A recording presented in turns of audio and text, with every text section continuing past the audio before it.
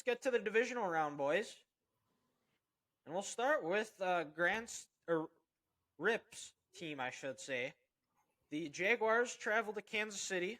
Chiefs are 8.5 point favorites. It's 2:30 Mountain Time on Saturday on NBC. The total for the game is 53. Grant's old number, Damn straight. and the Trevor Lawrence's undefeated record on a Saturday is going to be face its toughest test. He thought it was going to be tough getting down 27-0 against the Chargers. Well, you know what you do when you come back from 27 points? You get a date with Pat Mahomes in Arrowhead in one of the loudest stadiums in the NFL. And I tell you what, if the Jaguars turn the ball over 5 times this game and they get down 27-0, they're not coming back. They ain't coming back in this game.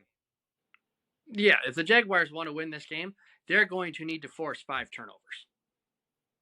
And that still might not be enough. It still might not be enough, but it's funny you mentioned the turnover game, Dylan, here, and guess what? That's going to be the key to Saturday, because over these last 5 weeks, the Chiefs defense is actually playing pretty well when they don't have a sudden change on defense. When the offense turns it over, when Pacheco fumbles against Houston, when Patrick has a bad interception against Denver, when Travis fumbled against Cincinnati, then for some reason the Chiefs defense, they get their back up against the wall and they can't make a play. But when they go out there and the offense doesn't turn over, maybe it was after a nice Tommy Townsend punt or a Chiefs touchdown or a field goal, this defense, they get on the field and they're playing well of late. And what's nice is their rush defense has really picked it up. Having Kalen Saunders in the middle with Chris Jones is big. And then also, what they're doing is on third down, when they can't get to the passer this year, they're getting their paws up and they're knocking passes down. I mean, George Karlaftis, the first-round pick out of Purdue, he has the most deflected passes this year in the NFL at 6. Chris Jones has done that a lot over his career also.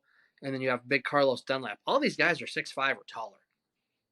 And, with Trevor being a 6'6" quarterback, if you can't get home, get your hands in the air. Deflect a pass, and then who knows? Maybe, Nick Bolton or Willie Gay can make a play on a ball, and then your offense can get a short field and a sudden change and go down and get 7. And then also, it's nice to see behind the Eagles this year. This was a surprising stat. The Chiefs had the second most sacks in the NFL. But it also helps when, Chris Jones has 15.5, but L'Jarius Sneed coming off the edge as a corner, he's got 3.5 himself. So don't let the Jags get this running game going with ETN. Make Trevor throw it 35 plus times like he did in that first matchup. And then also if you can keep Patrick upright with this physical, fast Jags front 7, Andy's going to design some plays to get the boys going, and they should come out with a win. Yeah, that was the big thing I had for the Chiefs is, stop the run, because if ETN gets going, that just opens up the entire Jags offense, and it's going to be tough for them to stop. And that the more the Jags hang around, the more belief they're going to have that they're going to find a way to win. And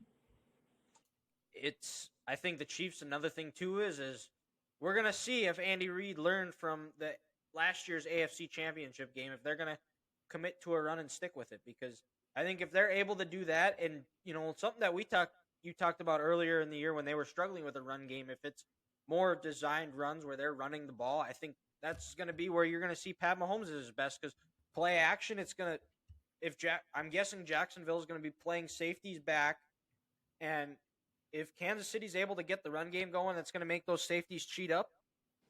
And Kelsey, that's where you're going to see Kelsey shred the defense. I think Mecole Hardman's back. Kadarius Toney could be has some big playability. And even Juju over the middle. And Juju, this year. Juju's been great. And then you can get MVS, Marquez Valdez-Scantling, on a deep shot on that play action there. And to your point, Dylan, Isaiah Pacheco's averaged 4.9 yards a carry this season.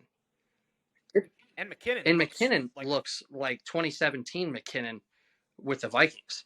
And, for Jarek, it's kind of a shame he got hurt, because could you imagine what he'd be doing in San Francisco right now after he left Minnesota with that Shanahan offense? That's just It's disgusting. disgusting to think. And then, the big thing with the Chiefs is as long as if they can play a clean game and don't turn the ball over, teams are going to have a hard time beating them because this offense is going to go down. They're going to score points, but that's easier said than done. And Pacheco had a big fumble against the Jags the first time on a red zone drive where they would have went up 7-0 on the first drive. So just got to play a clean game and not down to the level of your competition.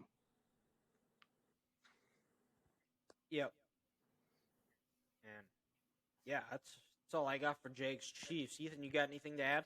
I think Chiefs are more than likely going to win, but I just want my guy Travis Etienne to have a good game. Are you in a playoff fantasy league? No, God no. No, that's okay. weird. Well, it's funny you mentioned that, guys. You have one chance to win. If you don't win in the regular season, you don't get redemption, and wait till next year. Fair enough. The Chiefs give up a lot of receptions to running backs out of the backfield. So that's another thing to watch too with the Jags on offense. Maybe they try to get Travis going one-on-one. They haven't used him as much as I thought they would this year, but that also might. It could be coming off the Liz Frank, and they want to slowly ease into him, right. Or save him for a long career. Mm-hmm. Yeah, probably a mixture of both of those. But yeah, another question too is how the Chiefs special teams is going to play, because Butker has not had a great year, and that's it's important to have a good kicking game in the playoffs. So, and for years and years, they always had one of the best special teams units in the NFL. Yep. Yeah, and